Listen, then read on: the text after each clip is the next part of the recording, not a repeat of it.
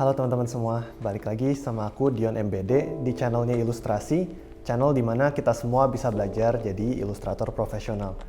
Jadi habis kemarin aku ngasih contoh studi kasus, aku nolak klien aku dan ngomongin soal hak cipta, hak guna, hak milik.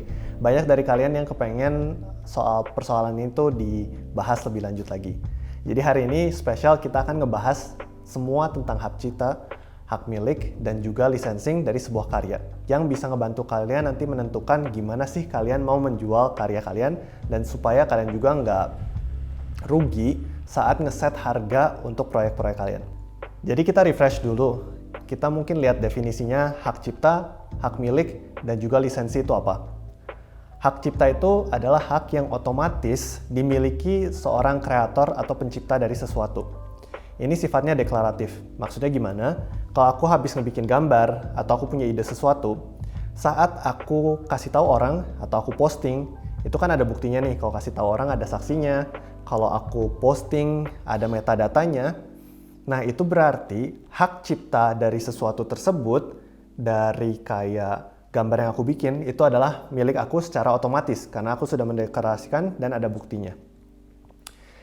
Ini berbeda dengan hak milik.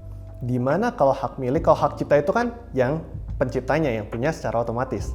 Kalau hak milik ini bisa diberikan atau dilimpahkan. Contohnya aku udah bikin karya, tapi ada orang yang mau ngebeli dan seluruh hak miliknya dimiliki. Hak milik ini sangkutannya adalah orang tersebut bisa memanfaatkan dan menggunakan benda tersebut karena ini udah milik mereka. Jadi mau mereka komersilkan, mau mereka cuma pajang, mau mereka ubah, mau mereka lakukan apapun, itu adalah hak milik mereka. Tapi tetap penciptanya diketahui bahwa penciptanya adalah aku, si kreator. Yang terakhir kita ngomongin hak guna. Sebenarnya apa ya? Bukan hak guna juga. Lisensi itu adalah sebuah izin yang diberikan untuk orang lain menggunakan karya atau ciptaan sesuatu. Contohnya, saat aku udah membuat gambar, aku ngasih izin klien aku untuk memproduksi gambar tersebut sebagai bahan garment misalnya. Atau aku kasih izin klien aku untuk menggunakan gambar aku ini untuk sampul buku cover novel tersebut. Jadi untuk lisensi ini benar-benar yang dijual bukan karyanya, tapi kita memberikan hak untuk menggunakan atau izin untuk menggunakan karya-karya kita. Mungkin kalian masih agak bingung, jadi ngebedainnya gimana? Jadi aku akan kasih beberapa contoh yang lebih konkret. Kita mulai dari hak cipta. Kamu mungkin secara nggak langsung mikir, oh berarti apapun yang aku bikin, 100% penciptanya adalah aku, nggak usah takut. Tunggu dulu. Memang kalau kamu sudah declare bahwa karya tersebut kamu yang bikin dan ada buktinya, hak ciptanya secara otomatis adalah milik kamu.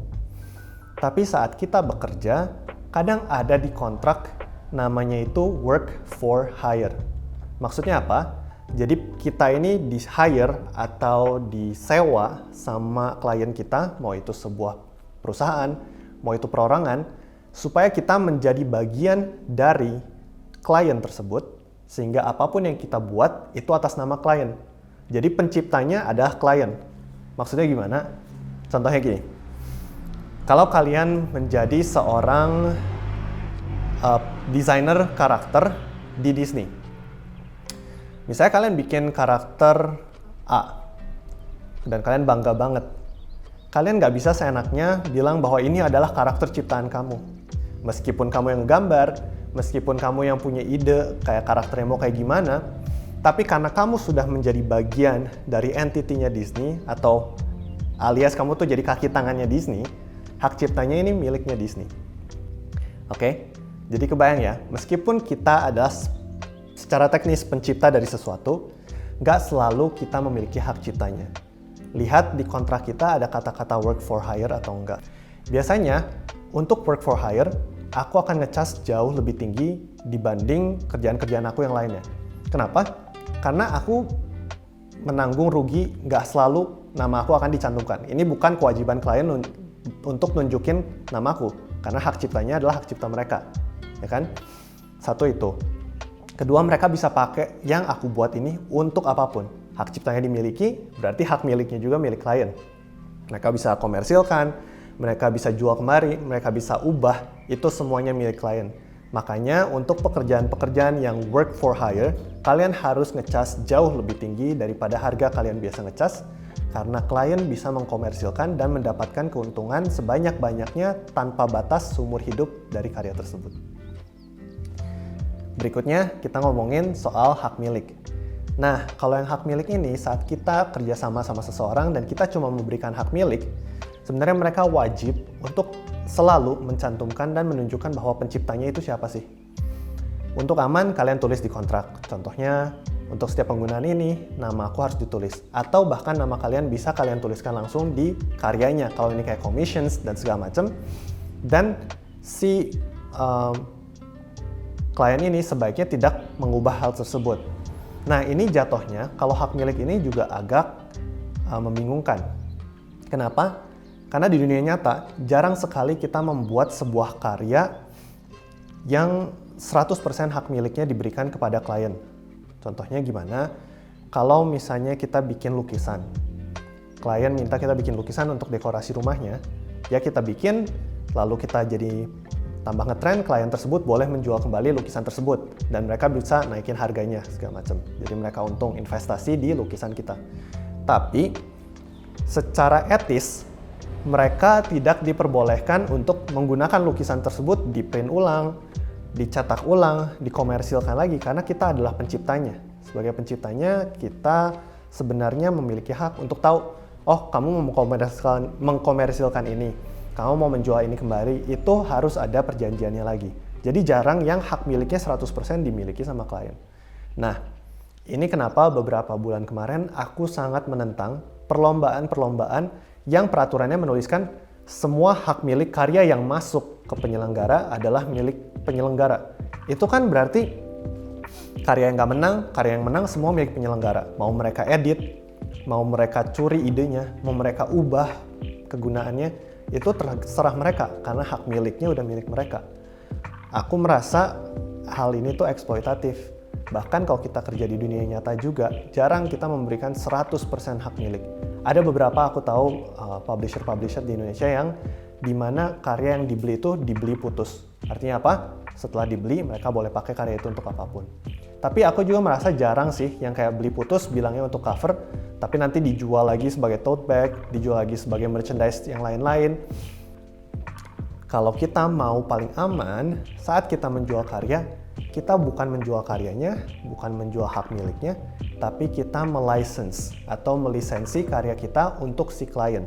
Kalau untuk lisensi, misalnya aku membuat sebuah karya, aku akan memberikan izin untuk si klien tersebut menggunakan karya ini untuk keperluan-keperluan spesifik yang sudah kita janjian dulu sebelumnya. Contohnya, aku kalau mau membuat karya untuk cover buku untuk kamu, berarti nanti di perjanjian kita akan tulis, oh ini untuk cover buku judulnya apa, yang ditulis oleh siapa, dipublikasi oleh siapa, kira-kira akan dipakai untuk berapa lama. Nah kalau kayak gini kan sebenarnya jelas ya, jadi klien itu membeli memang untuk keperluannya mereka. Kalau dibeli untuk cover buku, nggak bisa mereka jual, jadi tiba-tiba mereka punya brand baju, dijadiin gambar di bajunya. Atau mereka punya brand otomotif, tiba-tiba dijadiin cat di mobil-mobilnya kayak gitu. Makanya menurut aku, yang paling berguna, paling aman, dan paling lazim digunakan di dunia ilustrasi itu adalah lisensi. Kita memberikan izin penggunaan karya kita. Contoh-contohnya lagi gimana? Apa aja sih yang bisa dilisensikan? Ini banyak banget. Satu, mulai dari kegunaannya. Peruntukannya apa? Kedua, siapa yang menggunakannya? Ketiga, digunakannya di mana? Boleh di Indonesia atau boleh di seluruh dunia. Keempat, lama penggunaannya kapan? Selamanya, 1 bulan, 2 bulan, setahun, 3 tahun, kayak gitu. Dan juga kalau kita ngomongin lisensi, ini banyak hal-hal lain yang bisa kita buat lebih spesifik. Contohnya, boleh digunakan dan diedit. Boleh digunakan dan diperjualbelikan kembali. Boleh diperjualbelikan kembali secara soft copy tapi nggak boleh hard copy. Jadi kalau lisensi dari awal kita udah bisa bikin ketentuan supaya nggak ada salah paham.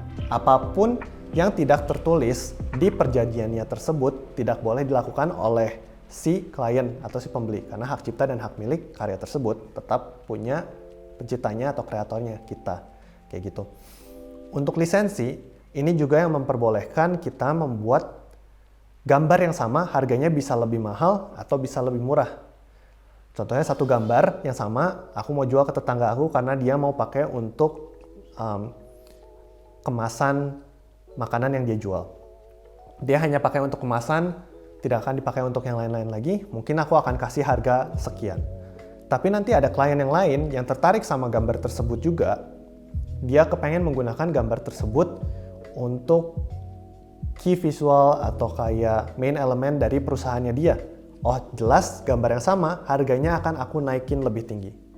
Nah, sekarang gini, masalahnya gimana kalau misalnya kita menjual lisensinya atau kegunaan atau izin kerjanya, tapi kita jadinya kesannya klien ini ngebeli ini dan mereka jadi nggak dapet eksklusivitas.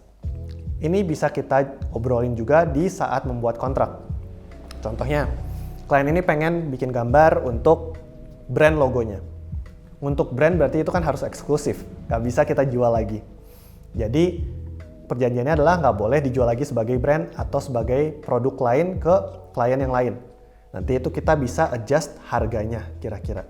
Karena eksklusif hanya kamu yang bisa pakai, harganya akan lebih tinggi. Tapi kita juga bisa bilang, oke, aku bisa pakai lagi gambar ini untuk jual sebagai merchandise pribadi aku. Nah, kalau kayak gitu kan, ya kita bukan brand yang kompetitor, kita juga nggak ngejual ini ke orang lain, tapi kita jual sebagai merchandise-nya kita sendiri. Itu masih bisa dibicarakan dengan klien. Jadi, buat kalian yang sudah mulai semakin serius ngerjain ilustrasi, ngerjain desain, pikirin, saat kalian membuat karya, harus tertulis perjanjiannya. Apakah ini semuanya jadi milik klien? Apakah hanya kegunaan-kegunaan dan fungsi-fungsi tertentu? Kalau kalian bingung, kalian coba edukasikan. Kayak, oh, kalau memang untuk diperlunya hal yang spesifik, kita tulis saja yang spesifik. Mau banyak spesifiknya juga nggak apa-apa, tapi aku lebih merasa nyaman kalau penggunaannya ini kita tentukan di awal daripada gambar aku nanti digunakan hal-hal yang tidak sesuai. Ya kalau cuma dijual lagi, mending. Tapi bisa juga dipakai untuk hal-hal yang merugikan kita kan. Misalnya dipakai untuk gambar ormas atau gambar gerakan-gerakan yang kita sama sekali tidak terafiliasi gitu. Itu kan bisa mencoreng reputasi kita.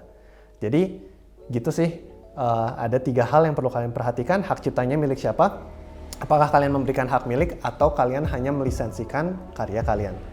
Kalau kalian ada pertanyaan, kalian bisa kirim DM di Instagram kita atau join Discord kita. Linknya aku udah taruh di deskripsi.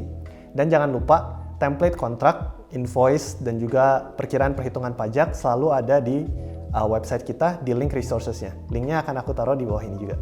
Makasih udah nonton, semoga bermanfaat. Kalau ada pertanyaan, tulis aja di kolom komen.